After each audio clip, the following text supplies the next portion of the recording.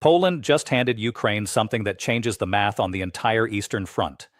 Not a symbolic gesture. Not a diplomatic press conference. A weapons system.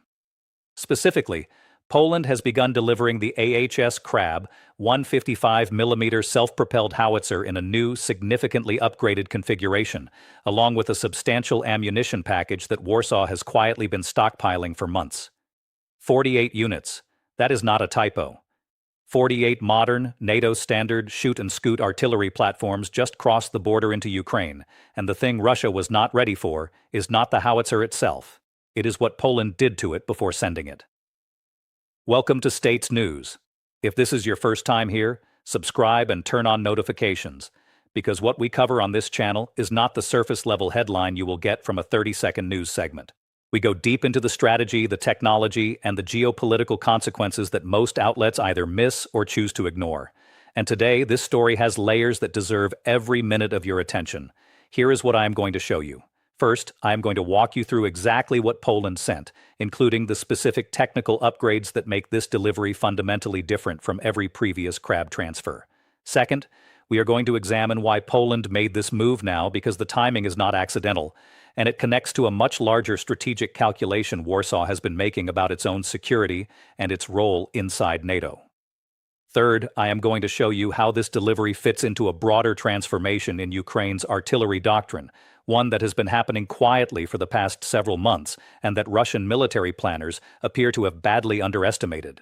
And fourth, we are going to talk about what this means for the trajectory of the war itself, because when you understand what 48 upgraded Crabs actually do to Russian logistics and defensive positions in eastern Ukraine, you understand why Moscow has a problem it cannot solve with more conscripts. By the end, you will see why this single delivery may matter more than billions of dollars in aid packages that get all the headlines. To understand why this matters, you need to understand where the artillery war in Ukraine stands right now, because it is not where most people think it is. For much of 2022 and 2023, Russia held an overwhelming advantage in artillery. The numbers were staggering. At various points, Russian forces were firing 5 to 7 shells for every one Ukraine could fire back. This was not a marginal advantage. It was the kind of disparity that grinds down defensive positions, destroys morale, and makes every square kilometer of held territory cost lives that Ukraine could not afford to lose. Russia's strategy, particularly under General Gerasimov's direction, relied on this firepower advantage as the backbone of its attritional approach. Throw enough steel at a position, and eventually the defenders either die or withdraw. It was brutal, it was wasteful, and for a long time it worked. But something has been shifting. Throughout 2025, Ukraine's artillery situation began to change, not because Kyiv suddenly found unlimited ammunition, but because the composition of its artillery park started to evolve. Western-supplied systems, particularly 155mm platforms compatible with NATO standard precision-guided munitions, began to replace older Soviet-era guns that were burning through increasingly scarce 152mm stocks. The significance of this transition cannot be overstated. A single 155mm Excalibur round or Smart 155 munition, guided by GPS or terminal sensors, can accomplish what might take dozens of unguided Soviet-era shells. The exchange rate changed. Ukraine did not need to match Russia shell for shell. It needed to make every shell count, and NATO standard artillery gave it the tools to do exactly that. Now, into this context, enter Poland. Poland is not a minor player in this story. It is the single most important frontline NATO state when it comes to the defense of Europe's eastern flank. Warsaw has been spending at levels that make most NATO allies look negligent. Poland's defense budget hit 4% of GDP in 2025, the highest ratio in the entire alliance, double what NATO's own guidelines require. Poland has been on a military modernization spree that is reshaping the balance of power in Central Europe, signing deals for Korean K-2 Black Panther tanks, American M1 Abrams, HIMARS launchers, and F-35 fighter jets. This is a country that looked at the Russian invasion of Ukraine and concluded, with the clarity of a nation that has been invaded before, that the threat is existential and the response must be proportional. Poland's relationship with Ukraine is rooted in geography and history. The two countries share a 535-kilometer border. For Warsaw, Ukraine is not an abstract foreign policy question. It is the buffer between Poland and a revanchist Russia. Every kilometer of Ukrainian territory that holds is a kilometer that Russian forces are not advancing toward Polish soil. This calculation drives everything Warsaw does regarding Ukraine, and it is why Poland has been one of the most aggressive suppliers of military equipment since the war began. The AHS Crab itself is not new to this conflict. Poland sent an initial batch of 18 Crabs to Ukraine back in 2022, and those systems quickly proved their value. The Crab is a 155mm 52 caliber self-propelled howitzer mounted on a tracked chassis derived from the Korean K9 Thunder platform. It weighs approximately 48 tons, carries a crew of 5, and can fire 6 rounds per minute at targets up to 40 kilometers away using standard ammunition, or even further with extended range projectiles. Its shoot and scoot capability, the ability to fire a salvo and relocate before counter-battery radar can calculate the firing position, is what makes it survivable in the kind of high-intensity artillery duel that defines the Eastern Front. But what Poland sent this time is not the same Crab that crossed the border in 2022. And this is where the story gets genuinely interesting. The 48 Crab howitzers in this latest delivery have undergone a significant upgrade package developed jointly by Poland's Huta Stalowa Wola, the state-owned defense manufacturer, and several NATO country defense electronics firms. The most critical upgrade is the integration of a new automated fire control system that dramatically reduces the time between receiving a fire mission and putting rounds on target. According to reporting from Defense 24, Poland's leading defense publication, the upgraded fire control suite cuts the sensor-to-shooter loop to under 45 seconds for pre-planned targets. 45 seconds. In the previous configuration, that cycle was closer to 2 minutes. That difference sounds small until you understand what it means in practice.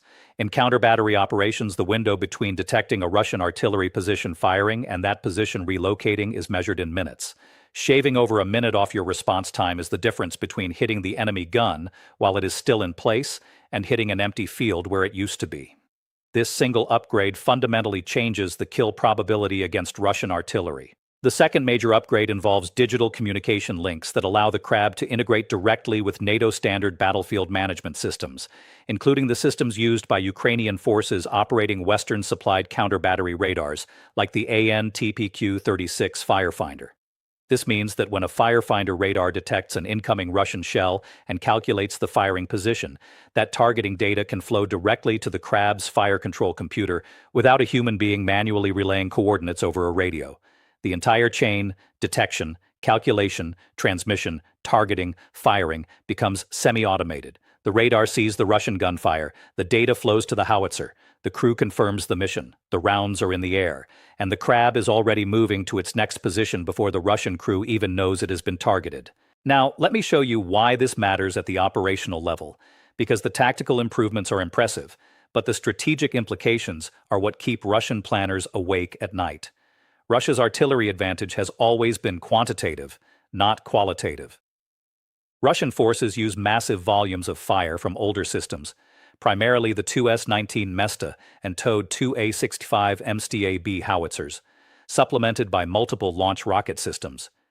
These systems are effective in their role, but they lack the digital integration, automated fire control, and precision guidance compatibility of modern NATO platforms.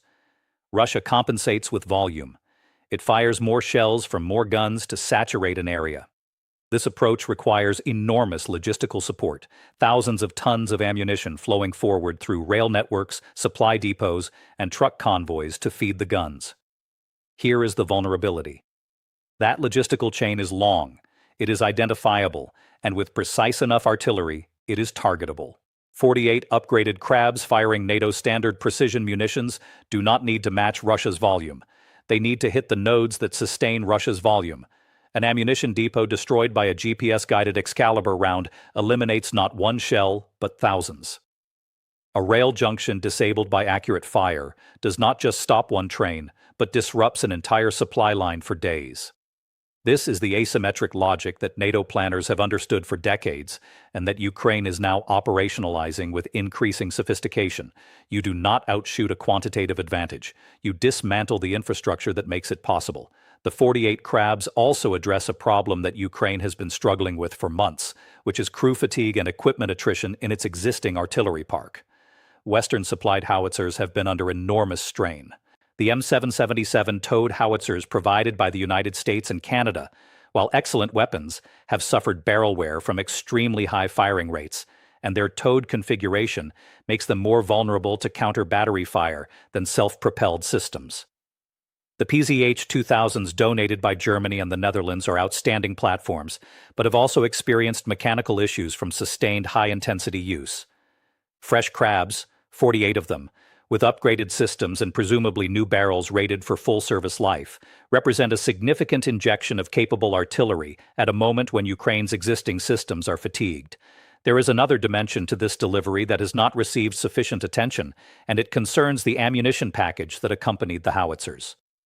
Polish state media reported, and Defense24 confirmed, that the Krab delivery included a substantial stock of 155mm ammunition from Polish production lines. Poland has been aggressively expanding its 155mm ammunition manufacturing capacity since 2023. The Mesko and Dezimet factories have reportedly tripled their output, and Poland signed agreements with several NATO allies to produce ammunition under license. The exact number of shells in this package has not been publicly disclosed, but Polish Defense Minister Władysław Kosiniak-Kamysz stated in a press conference that the delivery included enough ammunition to sustain combat operations for, in his words, a meaningful period. In the context of artillery warfare on the Eastern Front, where a battery might fire hundreds of rounds per day during active operations, a meaningful period likely represents tens of thousands of shells. This matters because ammunition supply has been the single greatest constraint on Ukraine's ability to use its Western artillery effectively. You can have the best howitzer in the world, but without shells, it is 48 tons of expensive metal. Poland is not just sending guns, it is sending the ability to use them, and it is backing that with industrial capacity to keep them fed. Now step back and look at what this means from Moscow's perspective, because this is where the strategic picture gets truly uncomfortable for Russia. Russia's theory of victory in this war has rested on a simple proposition: outlast the West.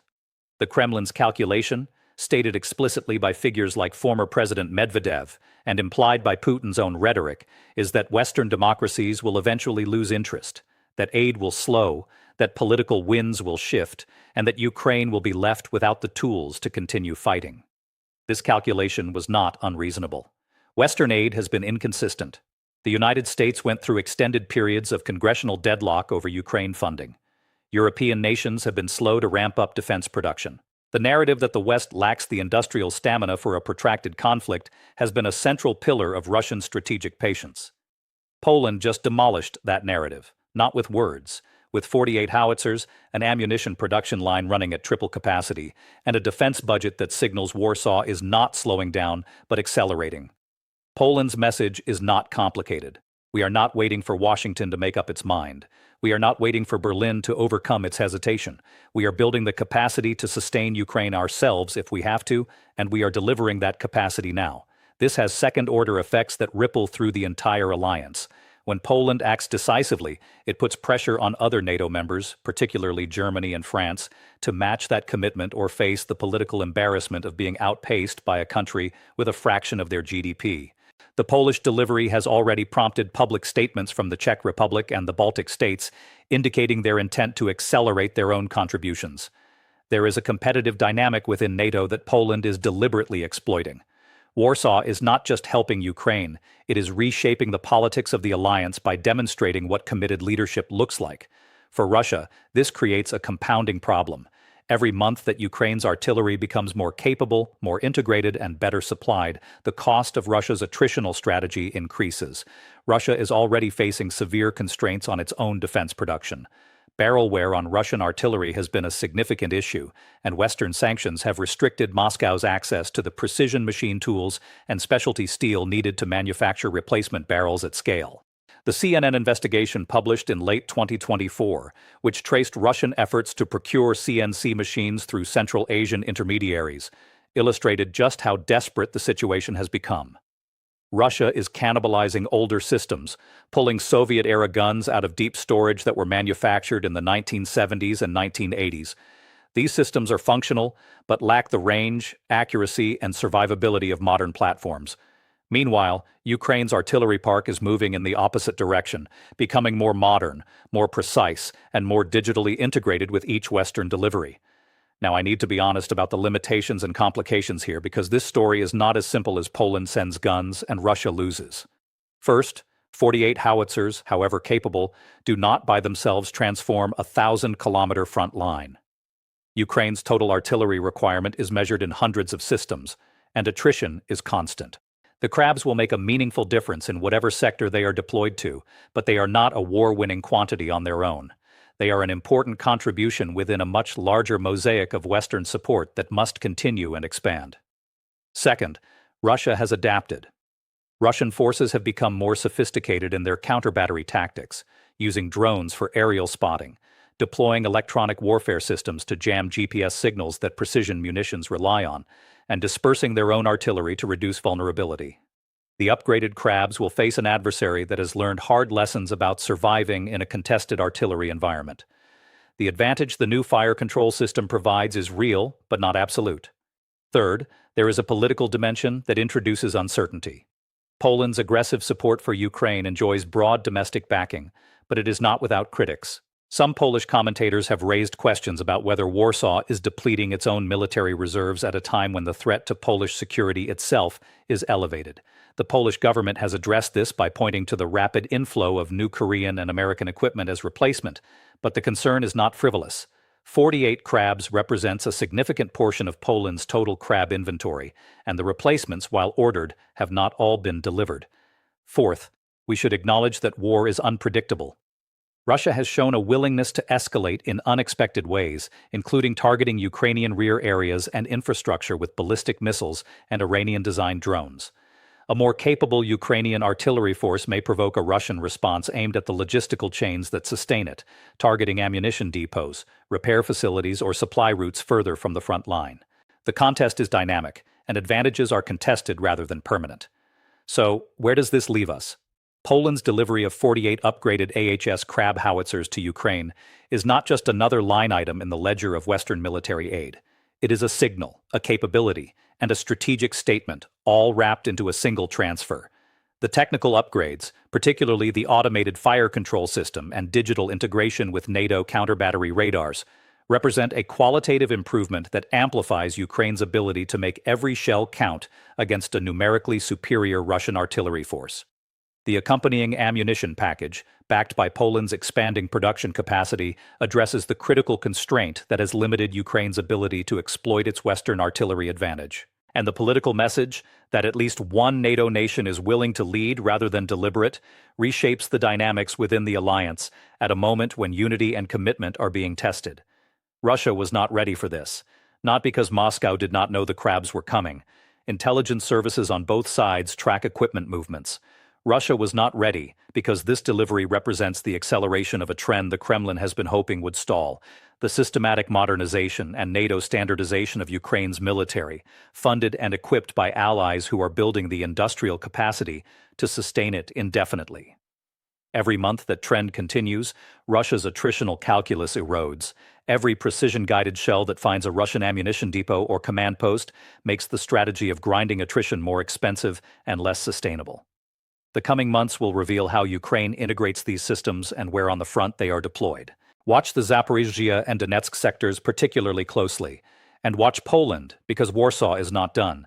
The defense budget is climbing, the factories are running, and the strategic conviction that Ukraine must not fall is deeper in Warsaw than perhaps anywhere else in Europe. This is not charity. This is a country that has looked at the map, looked at history, and decided that the fight in Ukraine is Poland's fight too. Keep watching States News.